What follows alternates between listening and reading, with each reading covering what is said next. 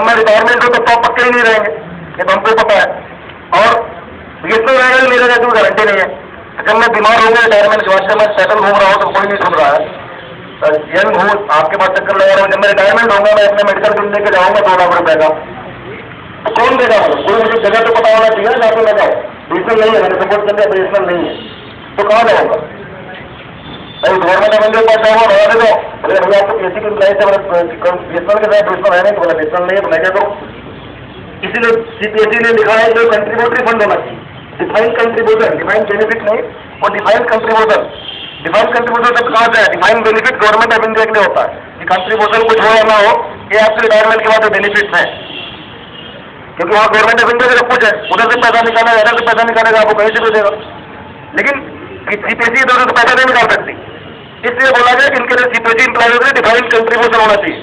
मतलब आप आज की डेट में बीएसएनएल है तो कितना परसेंट एक फंड में कंट्रीब्यूट कर दो ताकि बीएसएनएल ना भी रहे, एम्प्लॉय को उसका अकाउंट नंबर रहे, उसका पैसा वहाँ रहे, जब भी रिटायरमेंट हो जाए उसको दिखाया वहाँ से पैसा निकाल सके।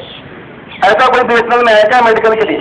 जैसे आपने ग्रेजुएटी के लिए बना रखा, हमारा एक अलग ट्रस्ट है डायरेक्ट रिपोर्ट का, जिसके मेंबर अमित राय भी है, तो ग्रेजुएटी के लिए जैसा आपने एक ट्रस्ट बनाया है, क्या हमारे पीआरएमडी के लिए ऐसा कोई ट्रस्ट है क्या? वो तो नहीं है, तो नहीं है तो 3% कहाँ से फिगर आया? जब कोई ट्रस्ट ही नहीं है, जब कोई कंट्रीब्यूट कर ही नहीं रहा है बीएसएनएल, तो फिगर आया कहाँ से? बोल नहीं तो होता होगा भाई, हमें तो ये डिफाइंड पीएससी की इम्प्लाई है, डिफाइंड कंट्रीब्यूशन में आप 3% लेके आए, कंट्रीब्यूशन है क्या? आप बोल रहे बीएसएनएल 3% कंट्रीब्यूट कर रहा है, तो कहाँ कर रहा है? गवर्नमेंट ऑफ इंडिया को दे रहा है क्या? अगर गवर्नमेंट ऑफ इंडिया को दे रहा है तो हमें एक सर्टिफिकेट दे दिया जाए कि भाई जब आप रिटायरमेंट होगे तो गवर्नमेंट ऑफ इंडिया से वहां से अप्रूव करा के ड्यूटी से हमें सर्टिफिकेट दे दिया जाए, जब रिटायरमेंट होगे तो आपको गवर्नमेंट ऑफ इंडिया से मिलेगा। अगर आप कंट्रीब्यूट कर रहे होगे तो गवर्नमेंट ऑफ इंडिया देगी। अगर आपने ऐसे सोच लिया हाइपोथेटिकल कि भाई 3% हमारा जाता है, उसका आपका ट्रस्ट होना चाहिए, सीपीएससी प्राइवेट में ट्रस्ट होना चाहिए, कहाँ है? मैं सिर्फ ठीक है, इसको हम क्या काम करते हैं बाद में डिस्कस कर लेंगे, ग्रेजुएटी बाद में डिस्कस कर लेंगे, पीआरएमडी बाद में डिस्कस कर लेंगे। अब आया एपीएस में 12%, हम यहाँ पर ये भी हमारी मेहनत से बड़ी मुश्किल से 12% हो गया, लेकिन 25% लोगों के साथ आज भी प्रॉब्लम है, किसी का कहाँ अकाउंट है, किसी कहाँ अकाउंट है, किसी को पता ही नहीं है, पता नहीं रिटायरमेंट का रूल मिलेगा नहीं मिलेगा। तो कुल मिला के हमारा पूरा सुपरविजन जो है खतरे में है। बोलते ठीक है चलिए, इसको आप जो भी समझिए, मैं कहना चाह रहा हूँ कि मैं आपको दिखाना चाह रहा हूँ, पहले वो देख लीजिए। अब पहले ही ऑब्जेक्शन नहीं था, आप क्यों दिखाना चाह रहे हैं? आपको ये बता दीजिए कि कंपनी 30% जो डीजे का रिकमेंडेशन वो मिलेगा कि नहीं मिलेगा। नहीं आप देखिए पहले 2% में जो दिखा रहा हूँ उसका आपको क्या फायदा है। आप लोग दोस्ती करते रहते, पहले सुन लो, देख लो, समझ लो, ठीक है साहब दिखाइए। 2% में दिखाना शुरू की, 2% अगर कंट्रीब्यूट करेगा, आगे पीछे क्या जोड़ा पता नहीं, ईपीएफ तो प्रोविडेंट फंड होता है, कि हमारा पेंशन नहीं होता, उससे में कोई लेना देना नहीं है। पेंशन के रूप में 2% कंट्रीब्यूट कर रहा है, वो कैलकुलेशन पता नहीं कहाँ से बना के लाया कि जब आज अगर कोई जेटी 16,400 पे ज्वाइन करता है, 35 साल बीएसएनएल में सर्विस करता है, और कंपनी मात्र आपका कंट्रीब्यूशन नहीं, केवल कंपनी 2% कंट्रीब्यूट करती है, तो रिटायरमेंट के साथ हमें आपको कितना मिलेगा? 1,75,000 रुपए।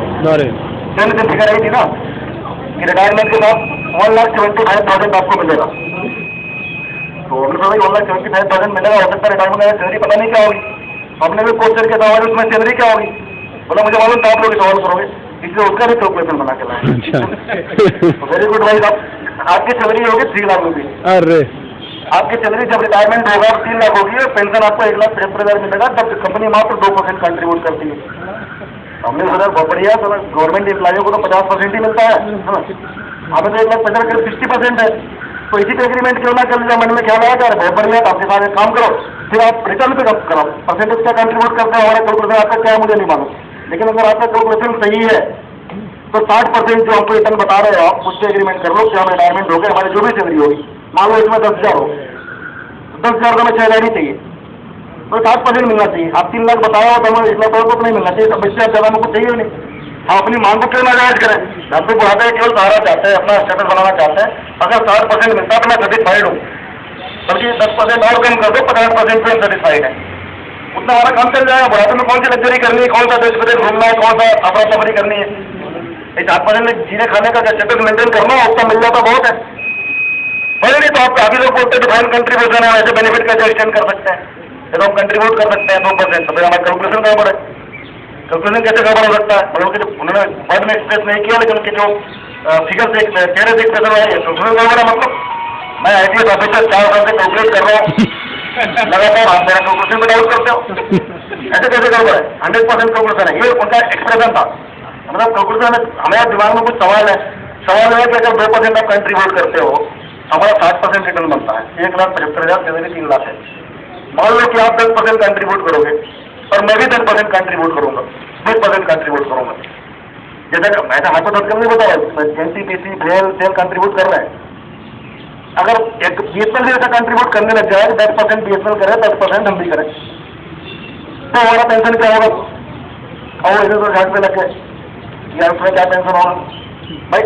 सीधा सा कैलकुलेशन है, स्ट्रेट फॉरवर्ड मैथमेटिक्स है, मल्टीप्लीकेशन है कि 2% पे 1,75,000 बनता है, तो 20% पे 17,50,000 बनेगा।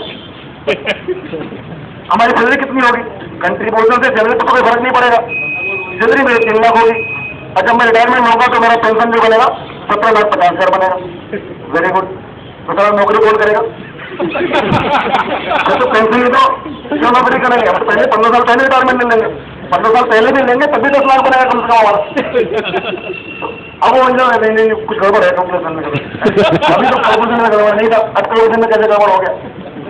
पहले नहीं आपने नहीं ETF का आया था, ETF का मतलब नहीं, तो आपका कैलकुलेशन ऐसा कहा है आपने सीधा सा, कुछ लोग और लोग बोले हमारे सीधा सा कैलकुलेशन है, तो बनना चाहिए था, तो गड़बड़ है। देखो जो राव कमेटी 18 महीने चली थी, और ग्रुप ऑफ मिनिस्टर में जो मिली थी, मैंने 30 महीने और सबको जेल में जाना थी। ऐसा कैसे पॉलिसी बना है कि सब लोग रिटायरमेंट के लिए भाग रहे हैं? हम लोग नौकरी के लिए भाग रहे हैं, इस पास से लोग रिटायरमेंट के लिए भाग रहे होंगे, तो ये तो स्वाभाविक बात है, उनको जेल जाना चाहिए। देश में ऐसे कैसे प्रधानमंत्री और ग्रुप ऑफ मिनिस्टर ऐसे देश बदलते? हमारे साथ तो जियो में सिविलियन बैठे थे, इनसे वजह तो कोई है ही नहीं, इनको देश का प्रधानमंत्री बिना इलेक्शन के बना देना चाहिए।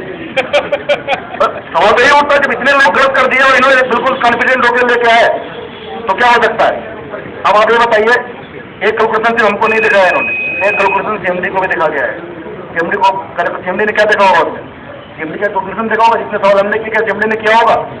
CMD बोला था तुम्हें तो बताओ, ये बताओ कि 2% कंट्रीब्यूट करेंगे तुमको रिटायरमेंट में कितना मिलेगा, ये बता दो। तुम्हें कहा 1,75,000 मिलेगा। अच्छा, बिल्कुल सैलरी क्या होगी उसको? 3 लाख। और यार गजब करते हो, मेरा अगर 3 लाख सैलरी होता तो मुझे तो 1.5 लाख ही मिलता है, इनका 3 लाख सैलरी होगा, 1,75,000 कम करो इसको, 2% से कम करो। अब हमने तो कमिट कर दिया 2% क्या करना है उसके लिए, तो कहीं और से कम करो, पर्सनल से कम करो, ये कम करो का, लेकिन मेरे से ज्यादा कैसे बनेगा? अगर ये बात CMD को पता चलता कि 2% कंट्रीब्यूशन के साथ मुश्किल से 5% ही बनेगा इनका रिटायरमेंट, तो CMD बोलता मैं तुमको गोली मार दूंगा, कुछ टाइम निकल के जाकर रिटायरमेंट सुरक्षित करो, तुम्हारे हाथ में नहीं है, DC ने बोला कितना होना चाहिए। लेकिन जब उन्होंने CMD को बोल दिया कि नहीं साहब 7% ज्यादा रिटर्न मिलेगा, तो CMD का बोर्ड ऑफ क्या डिसीजन लेगा? कौन जिम्मेदार है इसके लिए?